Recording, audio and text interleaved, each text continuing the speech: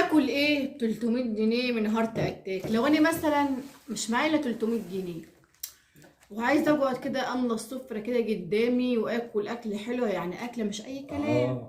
اكل بهم ايه؟ تيجي نشوف هناكل بهم ايه. تعالي نشوف. يلا نشوف. يلا نشوف. اول حاجه معانا هنا سندوتش. الله عليك. طبعا شايفين هو متغلف ازاي ده كده شكل السندوتش اهو. يلا افتح كده يا ابو ادم وورينا في ايه. يا معانا قطعة بيف اهو، معانا الجبنة ومعانا البرجر والكابوتشا وصوص الجبنة وحاجة كده يعني احلى مزاج. طبعا مش في طماطم، حاجه خطيره. فايه هم الظاهر مش بيحطوا طماطم عشان مش تخلي الرغيف يكون طري احسن حاجه معانا. عشان مش تتري. شايفين السندوتش ده يا جماعة سعره 105. 105 ها. يلا لما نشوف الطعم زي السعر ولا السعر كتير على الطعم ولا ايه، عشان كده حرام يستاهل يعني. ولا لا. وهل انا لو معايا 300 جنيه هاكل كده واتمتع بيهم ولا هنظلم واحس نفسي انظلمت؟ هو بصراحه الواحد ممكن يتمتع. تهيألي الواحد يعني الكميه دي تكفي شخصين، مش تكفي شخص واحد يعني، صح؟ تكفي شخصين يعني ياكلوا بال 300 شخص جنيه. واحد ياكل ده كله، وممكن 3 كمان. والشخصين ما يقدروش ياكلوا ده كله اصلا. 3 لان السندوتش ده كبير. يعني الله. انا لو كلت السندوتش ده اشبع، مش هكون عايزه اكل حاجه تاني. يلا بسم الله. لا في طماطم، انا كنت بقول مش في طماطم بس طلع في طماطم. وفي قطعه في جبنه على فكره، في صوابع جبنه اهي محشيه. عامله البطاطس.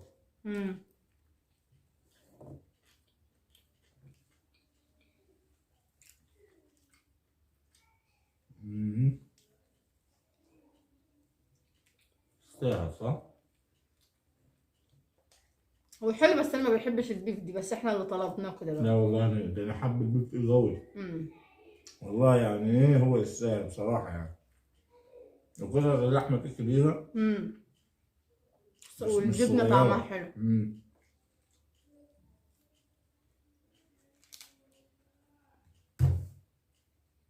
السندوتش ده يجيب مع واحد من الاخر.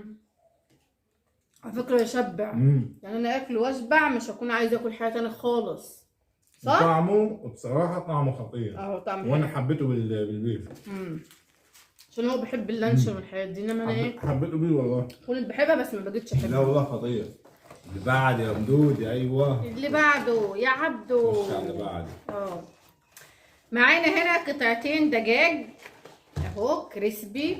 تعالوا بقى ايه لما نشوفها عامله ازاي. كده معانا قطعتين فراخ كبار اهو زي ما انتم شايفين شكلهم عامل ازاي. طبعا انتوا شايفين القرمشه، يعني مش عايزه كلام. الفراخ دي يا جماعه معاها ايه بقى؟ معاها بطاطس. الله الله الله. طلع معاها علبه البطاطس دي، ومعاها ايه تاني؟ مفاجأة. مفاجأة. لا معاها بيبسي. مش ممكن. انا عمال اقول ايه اللي في الكيس دي ولا ايه اللي في الكيس ده. ومعاها كول سلو. لا هو طبعا جاب الكاسات انا عندهم. طبعا ما ننساش ان هم حاطين المعالج وحاطين كاتشب وحاطين جوانت حاطين كل حاجه بصراحه. كل حاجه. طبعا دي طالعه بكام؟ دي ب100 يا جماعه. الوجبه دي كده ب100، يعني قطعتين فراخ مع بطاطس مع كول سلو مع جزازه بيبسي ب100 جنيه. والله انا شايفاها حلوه خالص بصراحه. مناسبه يعني. مناسبه جدا. يعني انا هاكل قطعتين الفراخ واشبع منهم، وهاكل معاهم البطاطس والكول سلو واشرب بيبسي، ومش هكون عايزه حاجه تاني، وهلاقي نفسي دافعه 100 جنيه. لا والله خلاص. عارفين ايه رايكم في فكره التحدي ان احنا يعني ايه نعمل لكم افكار من مطاعم كده ان عشان احنا ناكل نجيب بسعر معين منها، ونوريكم ان السعر ده هيجيب كميه اكل قد ايه. ايوه. عارفين ايه رايكم في الفكره دي؟ عشان الله عليك يا مدودي. الله عليك يا مدودي. انت اي حاجه تعمليها يا مدودي تتحب.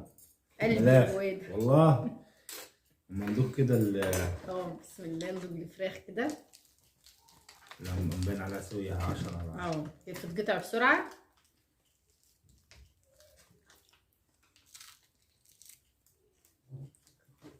والله لسه بتجرمش. مع ان جاي مشوار. جايين بقى من زمان بس لسه بقى جرمشه. تتبيلتها حلوه.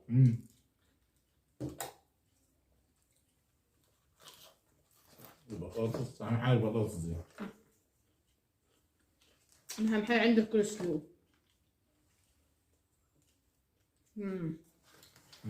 دوقوا. كل حاجة خطيرة بصراحة يعني. سبحان الله يعني، أكل المطاعم كده ربنا بيحط حلاوة كده، مش عارف فاهمين؟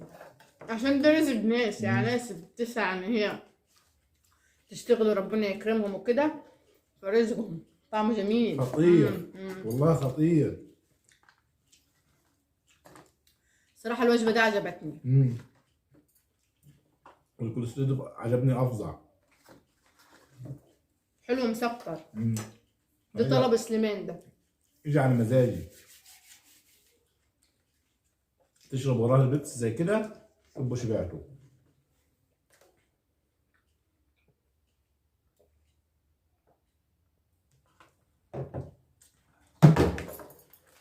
اللي بعده الله عليك يا مدودي.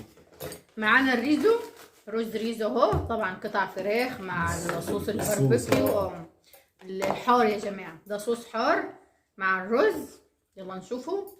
ده كده شكل الرز اهو مع الصوص اللي عليه مع القطع الفراخ. هما 5 قطع 5 قطع فراخ مع الرز. الله. يعني الصراحه الكميه حلوه. هي معلقه الكول سلو. عادي علشان نذوق كده. ناخد كده الرز مع الصوص يا سليمان. انت تاخده لوحده؟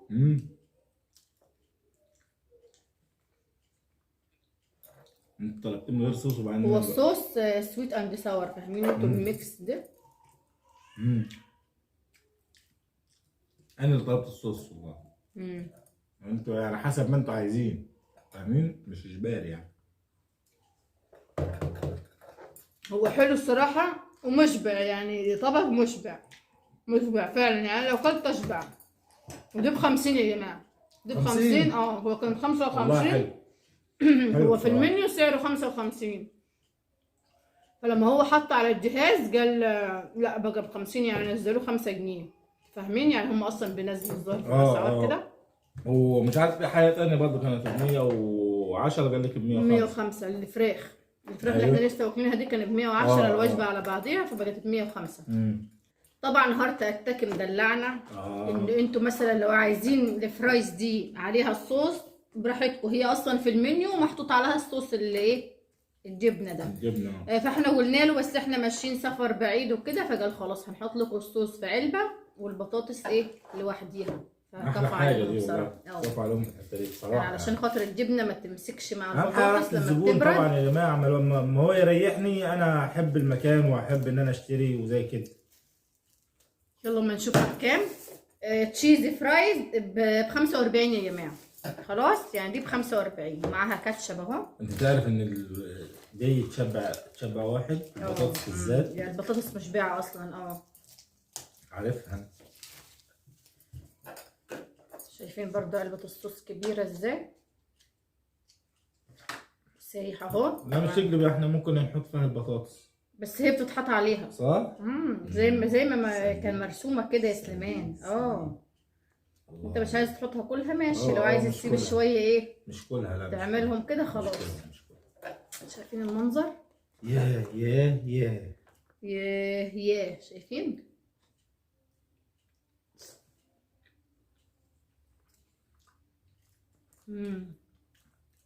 انا بحب صوصات الجبنه يا جماعه والشيدر والحاجات دي بحبها بصراحه. الجبنه دي خطيره اصلا. مش بطاله، وهي حلوه على سعرها يعني صراحه يعني. مش عجبتك؟ ايه؟ لا حلو والله عجبتك، بس حلوه على سعرها يعني. هي مناسبه للسعر. طبعا احنا دافعين كام؟ دافعين 300 زي ما حكينا معاكم في اول الفيديو. ف 300 يعني هتلاقي مثلا طبق رز زي ده. هات كده يا سليمان، هتلاقي قدامك طبق رز زي ده. هتلاقي علبه بطاطس، علبه كول سلو اهو، ساندوتش، الصوص، الفراخ، جزازه البيبسي.